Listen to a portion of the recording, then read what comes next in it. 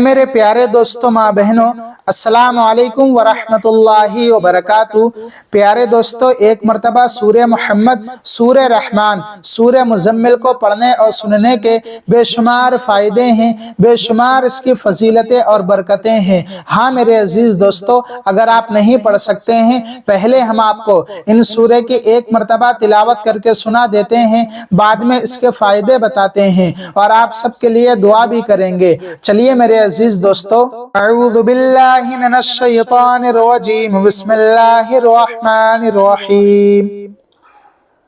अल्लज़ीना कफ़रू व सद्दू अन सबीलिल्लाहि अज़ल्ल आमालहुम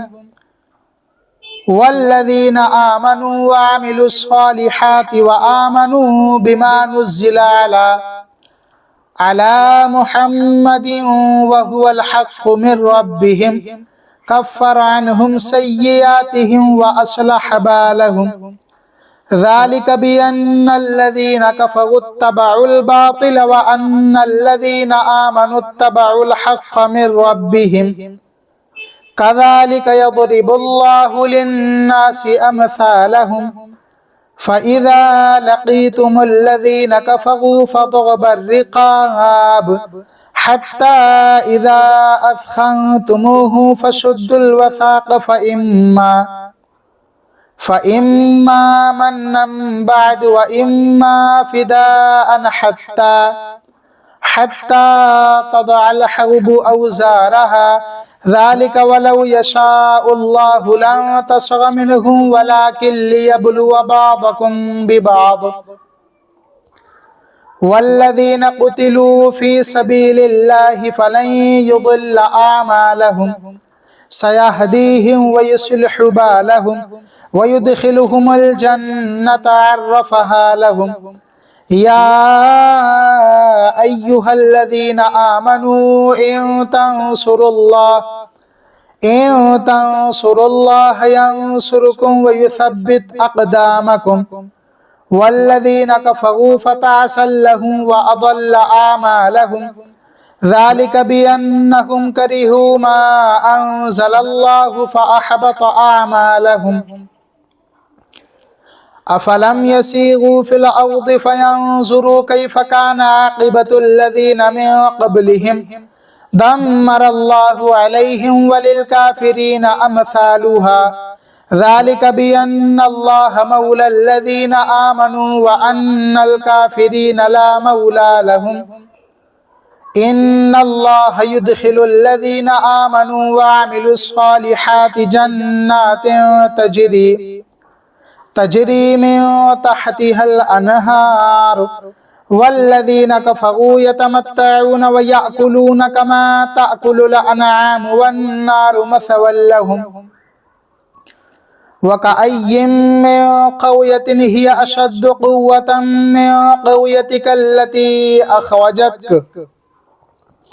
अहलकनाहुम फला नासिर लहुम अफ़मन कान अला बय्यिनतिन मिन रब्बिही कमन ज़ुय्यिन लहू सूअु अमलिही वत्तबअू अहवाअहुम मसलुल जन्नतिल्लती वुइदल मुत्तक़ून फ़ीहा अनहारुम मिन माइन गैरि आसिन व अनहारुम मिन लबनिन लम यतगय्यर तअमुहु व अनहारुम मिन खमरिन लज़्ज़तिन लिश्शारिबीन व अनहारुम मिन असलिन मुसफ़्फ़ा व लहुम फ़ीहा मिन कुल्लिस समराति व मग़फ़िरतुम मिन रब्बिहिम कमन हुवा खालिदुन फ़िन्नारि व सुक़ू माअन हमीमा फ़क़त्तअ अमआअहुम व मिनहुम मन यस्तमिउ इलैक हत्ता इज़ा ख़रजू मिन इंदिक क़ालू लिल्लज़ीना ऊतुल इल्म माज़ा क़ाल आनिफ़ा उलाइका अल्लज़ीना तबअ अल्लाहु अला क़ुलूबिहिम वत्तबअू अहवाअहुम वल्लज़ीना इहतदौ ज़ादहुम हुदन व आताहुम तक़वाहुम फ़हल यंज़ुरूना इल्ला अस्साअता अन तअतियहुम बग़तह फ़क़द जाअ अशरातुहा फ़अन्ना लहुम इज़ा जाअतहुम ज़िक्राहुम فاعلم أنه لا إله إلا الله واستغفر لذنبك وللمؤمنين والمؤمنات والله يعلم متقلبكم ومثواكم ويقول الذين آمنوا لولا نزلت سورة فإذا أنزلت سورة محكمة وذكر فيها القتال رأيت الذين في قلوبهم مرض ينظرون إليك نظر المغشي عليه من الموت فأولى لهم طاعة وقول معروف فإذا عزم الأمر فلو صدقوا الله لكان خيرا لهم فهل عسيتم إن توليتم أن تفسدوا في الأرض وتقطعوا أرحامكم أولئك الذين لعنهم الله فأصمهم وأعمى أبصارهم أفلا يتدبرون القرآن أم على قلوب أقفالها إن الذين ارتدوا على أدبارهم من بعد ما تبين لهم الهدى الشيطان سول لهم وأملى لهم ذلك بأنهم قالوا للذين كرهوا ما نزل الله سنطيعكم في بعض الأمر والله يعلم إسرارهم فكيف إذا توفتهم الملائكة يضربون وجوههم وأدبارهم ذلك بأنهم اتبعوا ما أسخط الله وكرهوا رضوانه فأحبط أعمالهم أم حسب الذين في قلوبهم مرض أن لن يخرج الله أضغانهم ولو نشاء لأريناكهم فلعرفتهم بسيماهم ولتعرفنهم في لحن القول والله يعلم أعمالكم ولنبلونكم حتى نعلم المجاهدين منكم والصابرين ونبلو أخباركم إن الذين كفروا وصدوا عن سبيل الله وشاقوا الرسول من بعد ما تبين لهم الهدى لن يضروا الله شيئا وسيحبط أعمالهم يا أيها الذين آمنوا أطيعوا الله وأطيعوا الرسول ولا تبطلوا أعمالكم إن الذين كفروا وصدوا عن سبيل الله ثم ماتوا وهم كفار فلن يغفر الله لهم فلا تهنوا وتدعوا إلى السلم وأنتم الأعلون والله معكم ولن يتركم أعمالكم إنما الحياة الدنيا لعب ولهو وإن تؤمنوا وتتقوا يؤتكم أجوركم ولا يسألكم أموالكم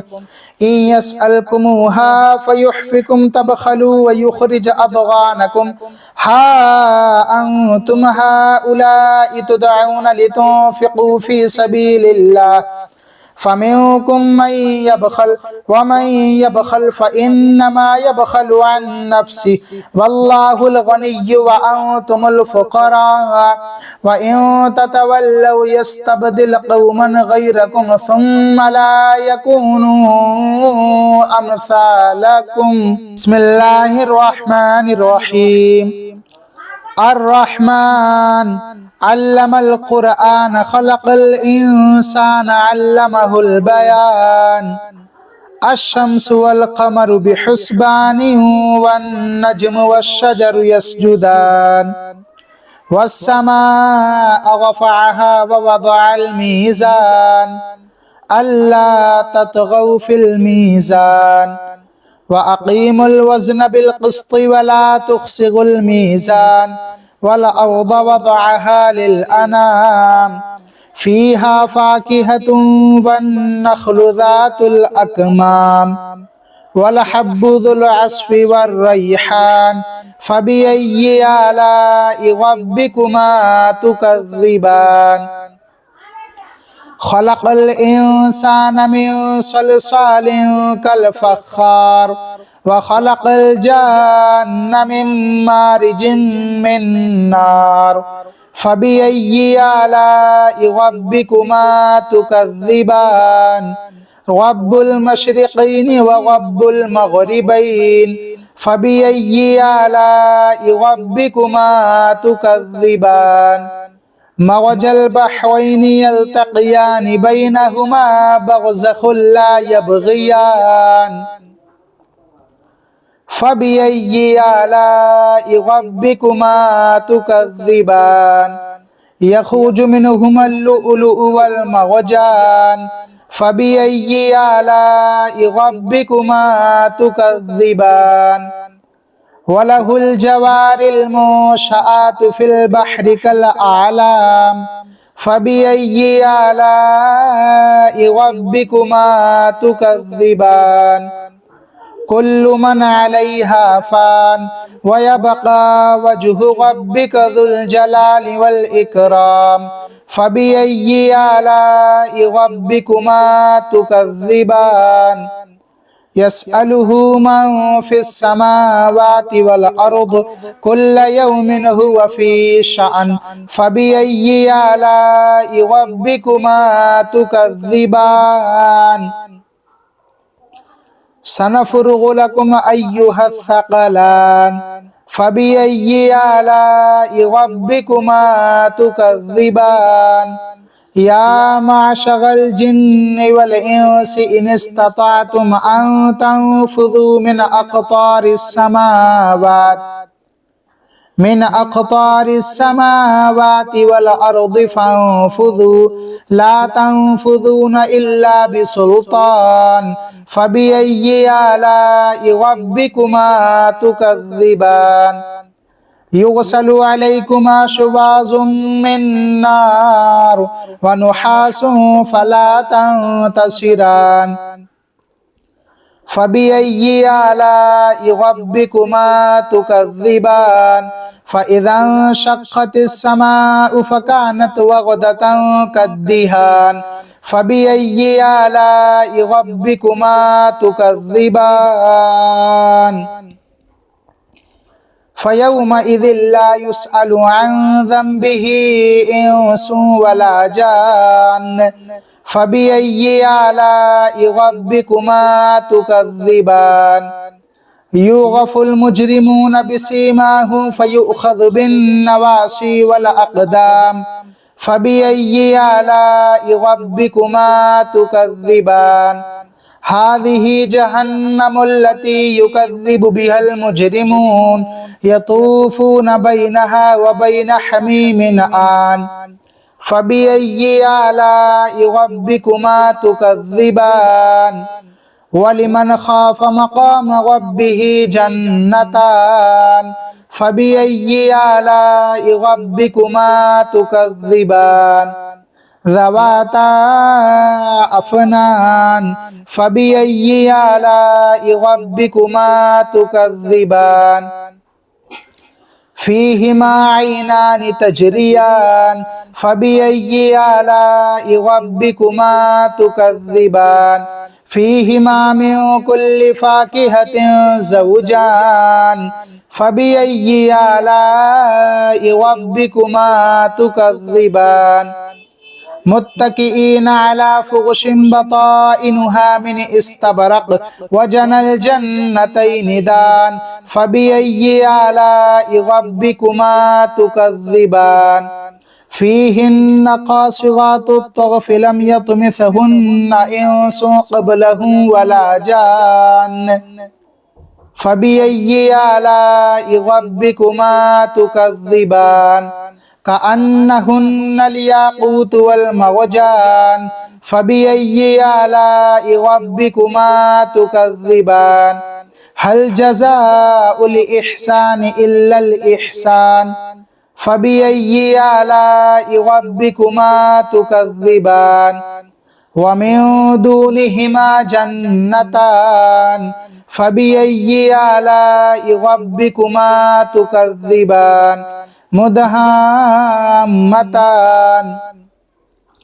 فبأي آلاء ربكما تكذبان فيهما عينان نضاختان فبأي آلاء ربكما تكذبان فيهما فاكهة ونخل ورمان فبأي آلاء ربكما تكذبان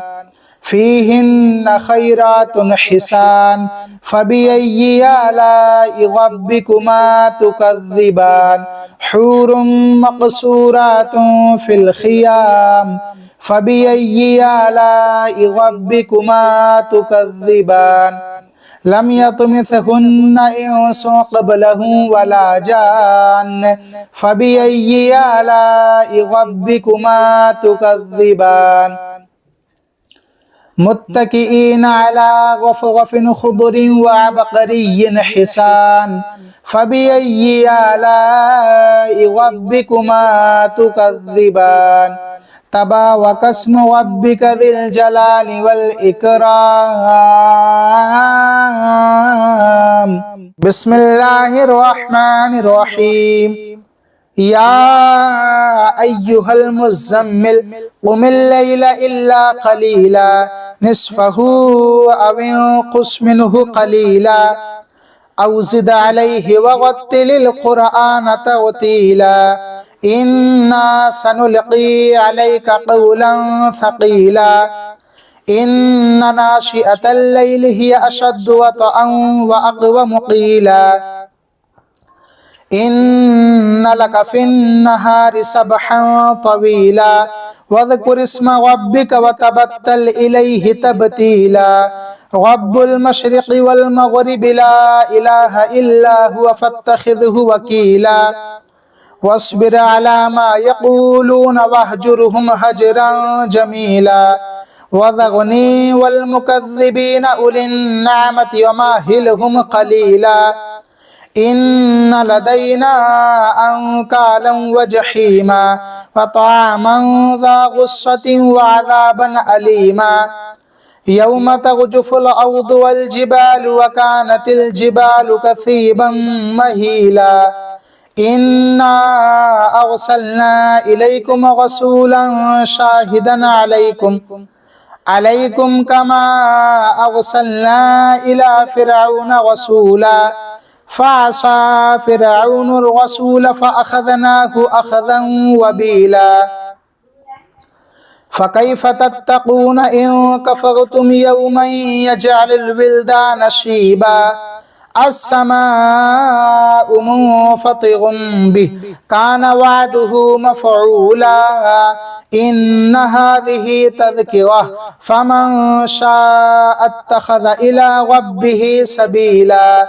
إن ربك يعلم أنك تقوم أدنى من ثلثي الليل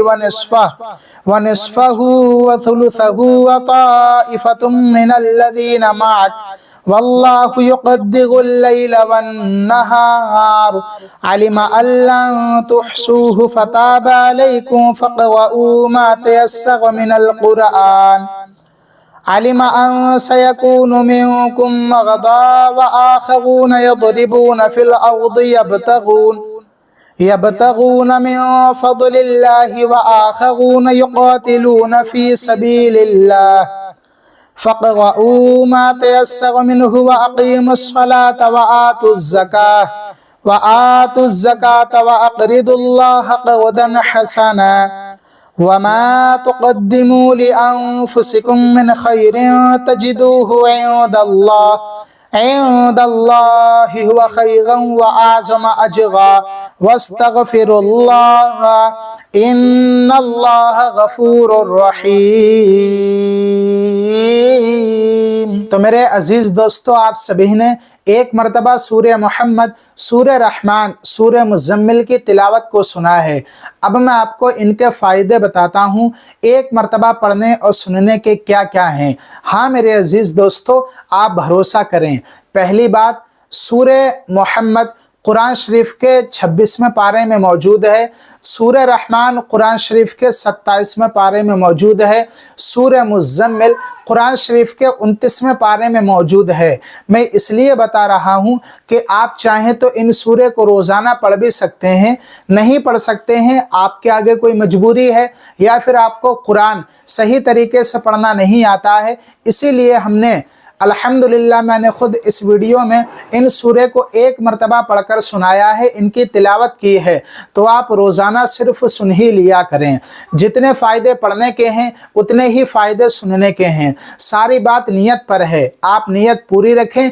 यकीन कामिल रखें। कुरान को पढ़ना भी इबादत है, कुरान का सुनना भी इबादत है। हाँ मेरे अजीज़ दोस्तों, यकीन के साथ कहता हूँ, अगर आपने एक आदत बना ली, एक मामूल बना लिया रोज़ाना सूरह मुहम्मद, सूरह रहमान और सूरह मुज़म्मिल को सुनने का, जिस वक्त भी आपको वक्त मिले, तो इंशाअल्लाह सुनने की बरकत से अल्लाह रब्बुल इज़्ज़त आपके लिए गैब से रोज़ी के दरवाज़ों को खोल देगा। सुबहान अल्लाह। हाँ मेरे अजीज़ दोस्तों, अगर आपके घर पर मुहताजी है, तंग दस्ती है, गरीबी है, आप गुर्बत में जी रहे हैं, आपके पास रोज़ी का इंतज़ाम नहीं है, तो इंशाअल्लाह इन सूरे को सुनने की बरकत से अल्लाह रब्बुल इज़्ज़त कोई ना कोई ज़रिया ऐसा पैदा कर देगा जिससे आपकी रोज़ी में बेशुमार बरकतें, रहमतें आएंगी। हाँ मेरे अजीज़ दोस्तों, रहमत के दरवाज़ों को खोल देगा। किन की बरकत से? इन सूरे को सुनने की बरकत से। गरीबी है तो अमीरी आने लगेगी, आपके घर पर मोहताजी है तो दूर हो जाएगी और खूब बेशुमार बरकतें, रहमतें आएंगी। अल्लाह रब्बुल इज़्ज़त आपको गैब से पैसा देगा। हाँ मेरे अजीज दोस्तों, सूरह मुहम्मद, सूरह रहमान, सूरह मुज़म्मिल को पढ़ने और सुनने के और भी बेशुमार फायदे हैं। मैं चाहकर भी बयान नहीं कर पाऊंगा और आप चाहकर भी शुमार नहीं कर पाएंगे। बस आपसे इतना कहना चाहते हैं, नमाजों की पाबंदी करते रहें, नमाज को ना छोड़ें और इन्नमल आमालु बिन्नियात, अमल का दारो मदार नियतों पर है। अच्छी और सच्ची नियत रखें और रोज़ाना सुबह और शाम में इन सूरे को सुन लिया करें। दौलत का वजीफा, बरकत का वजीफा आप इसे मान लीजिए, दौलत की दुआ मान लीजिए और मॉर्निंग दुआ यानी सुबह में इस सूरे को रोज़ाना सुने और शाम में सोने से पहले सुने इंशाअल्लाह, फिर आप इनकी बरकतें देखना।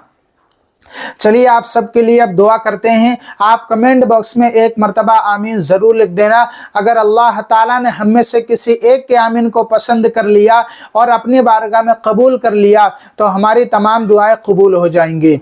मौलाए करीम, हम सभी ने इस वीडियो के अंदर इन सूरह की तिलावत को सुना है। मौला, इनकी बरकत से हमारी तमाम परेशानियों को दूर अता फरमा, हमारी तमाम मुश्किलात को आसान फरमा। मौला, हमारे घर से तंगदस्ती, मोहताजी, गरीबी, परेशानी, मुश्किलात को दूर फरमा। मौला, जो हमारे भाई बहन इस वीडियो को देख रहे हैं, मौला मेरे जितने भी सब्सक्राइबर हैं, मौला जो परेशान हाल हैं उनकी तमाम परेशानियों को दूर अता फरमा। जो बे औलाद हैं, मौला हुजूर सल्लल्लाहु ताला अलैहि वसल्लम के सदक़े में उन्हें नेक साले औलाद अता फरमा। आमीन या रब्बल आलमीन। अजीज दोस्तों, अगर आपको वीडियो पसंद आई हो तो बड़ी मेहनत पड़ती है वीडियो बनाने में, तो आप सब वीडियो को एक लाइक करके, चैनल को सब्सक्राइब करके इस वीडियो को शेयर जरूर करें। चलिए मेरे अजीज दोस्तों, मिलते हैं नेक्स्ट वीडियो में एक नया टॉपिक के साथ। तब तक के लिए आप सभी को